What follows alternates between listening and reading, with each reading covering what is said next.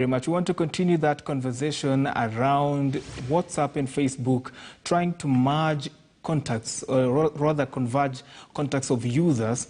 And we want to still speak to Julian Kamau, who is social media editor here at the Standard Group. Julian, the other question that I wanted to ask about this whole issue, because as you've mentioned, information is very sensitive. The data that people are going to give is very, very sensitive and personal to them. So how do social media firms, the Twitter, Facebook, plan to protect their users' data so that it is not exposed to cybercrime perpetrators out there? Okay, so ideally what Facebook, of course, is looking at its own interest. And this is purely pegged on what their interests are. So they are going to get this information, and as long as you've consented to them using your personal information for whatever it is, because they've stated very clearly that the information they're getting from us, the users, is basically to be able to market, to operate, to advertise, to create better products. And it's a list of things that they've said that they want to use this data for. So for them at this point, they're just using the data for their own personal interest to develop their brands, to tailor-make brands or other features that are going to meet the needs of their audiences, which is a good thing. But on the flip side, again, is you don't want anyone having access to your personal conversations with your loved ones. Remember, you're talking about family WhatsApp groups. You're speaking with your friends about very sensitive information. You really do not want someone using that information and a third party rather using that information for commercial purposes. You need to be able to have a part of your life that is private, because there's a whole policy on there's a whole law on privacy. And data protection. So they will, of course, give reasons of how they're going to protect it. They won't share with third parties. But if you read that thing clearly, they've said that they're going to be using the data for their own use.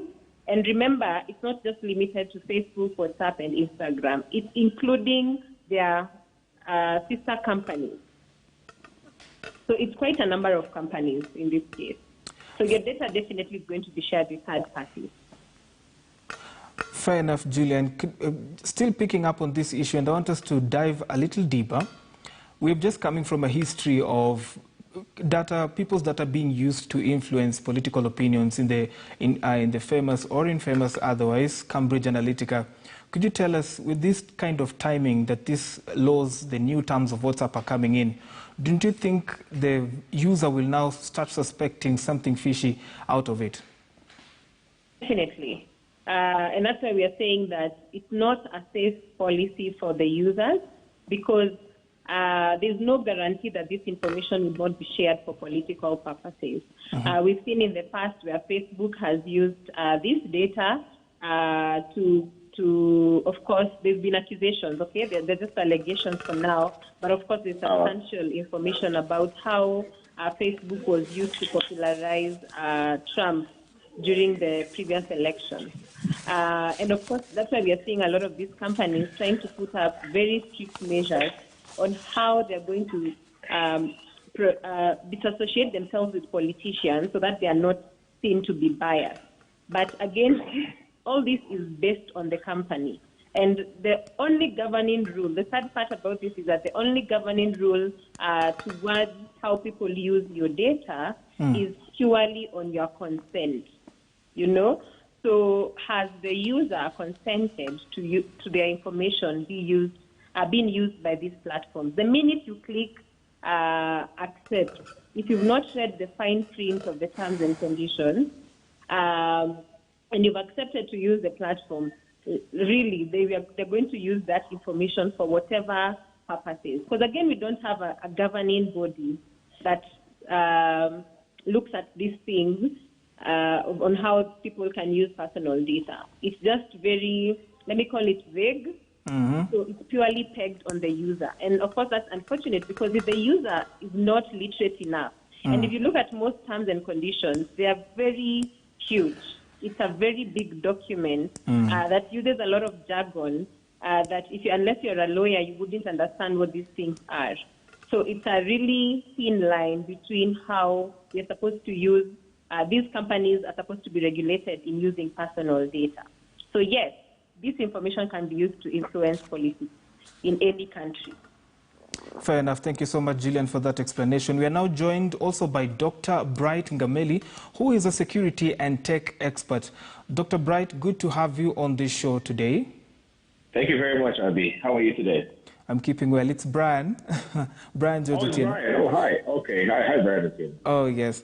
So with that background that Julian has said, how then can governments regulate? Because this again is corporate policy. They're coming up with the corporate policy, but of course we understand that the regulatory policy of the land is again supreme over the corporate policy. So how do you think governments of various jurisdictions of various countries can regulate against adverse usage of people's data for capitalism? So that is going to be very difficult in terms of being able to regulate for the fact that the decision making is done on a government level, and people are being forced or being cornered to a way that they don't have a choice. So data is really expensive right now, and the request to be able to use that in being able to manipulate or do whatever it is has been pushed to the people have been cornered. So a lot of contribution from the private sector will actually be needed, and a lot of people to be able to fight back and say, my data is what belongs to me, and that cannot be used by anybody. So with that, I think the policies will have to be pushed on the private sector as well to see any kind of action being taken to assist them. Great. So the way you have presented it and the way this policy is being presented, the new terms of WhatsApp, they almost look like a do or die matter, such that the monopoly that WhatsApp and now Facebook generally has created, it seems like the user is almost cornered into nothing. The monopoly, how can the user get around the monopoly? Does the user have options?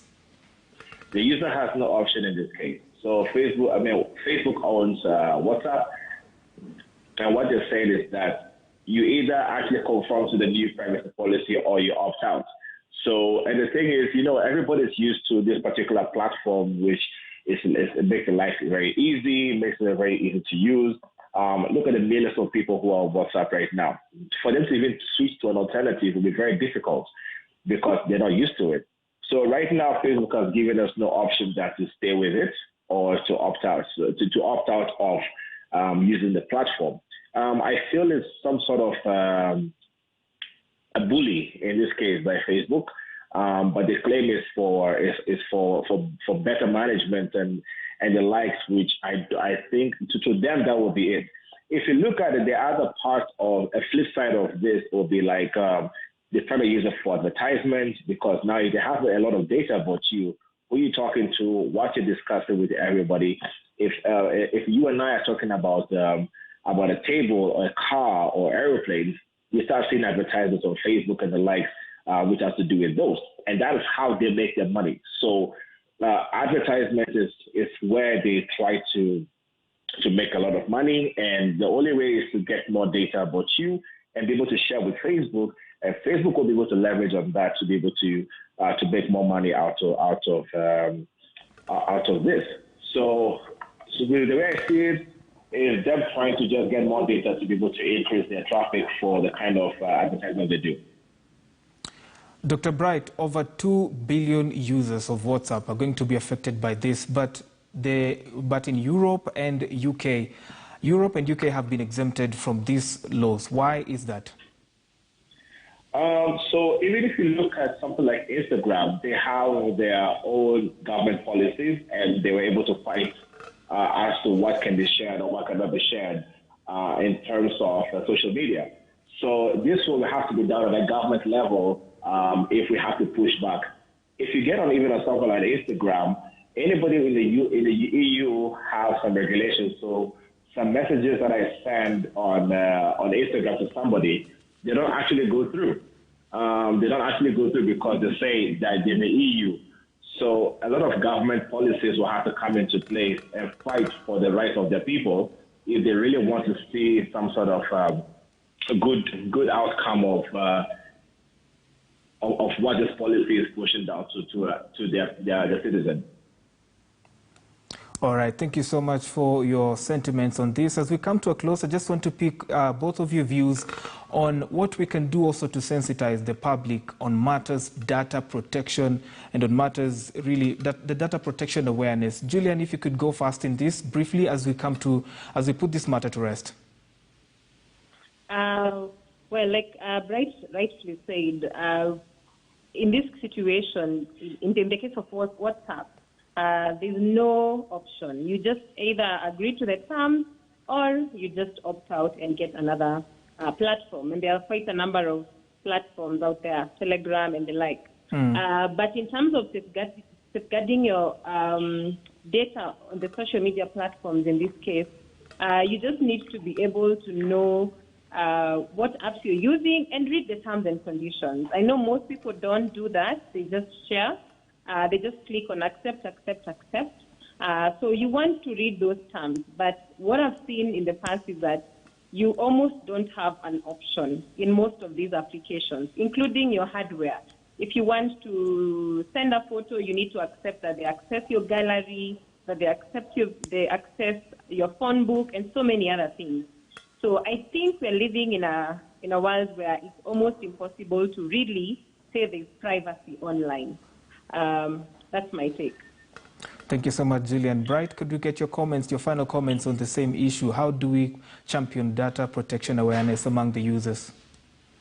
I'll take it from a government point of view. We now have, in Kenya, for example, we have a data protection commissioner who is going to actually help to push that directive of how applications being done to safeguard the citizens' data. But when it comes to the individual level, we need to, like the sister said, we have to be very careful as to what data we give out and what information we give out, because there's only so much that the systems can do. For example, for the past 1 month, people have been hacked on WhatsApp recently because of social engineering tactics, where somebody sends them a message saying, I've sent you, there's a code that has come to your SMS, and we sent it to you by mistake, so can you share? Once you share that code with them, they lock you out of your Facebook, they can get into your groups, they can chat with your entire contact without your permission. That hack has been going on for the past few months, and a lot of people don't know how to protect themselves. The easiest way is to make sure you go to the settings, check your two-step verification, and activate it. So for any data protection on the various apps we have, we need to make sure we always have our settings checked, the options that have been given to you to make sure that you can actually activate those security and privacy settings. All social media have it, all the kind of platforms we have privacy settings. We just need to go and activate them and make sure we understand and also read all those terms and conditions as we said before. Other than that, I think we just need to be very careful about the kind of data we share around. Fair enough. Gentleman and lady, thank you so much for contributing to this conversation that is quite sensitive in its own right. We are due for our only break here on the show, and we had put out a tweet and a Twitter poll concerning this same matter. That do you agree with the new terms that WhatsApp and Facebook are bringing? Do you agree with the new terms that WhatsApp and Facebook are bringing? And of course, you can talk to us at KTN News KE, at Business Today, at Branji_KE. The hashtag is Business Today. Do drop your sentiments and we'll be able to sample some of them. And as we have been speaking to Julian Kamau, the social media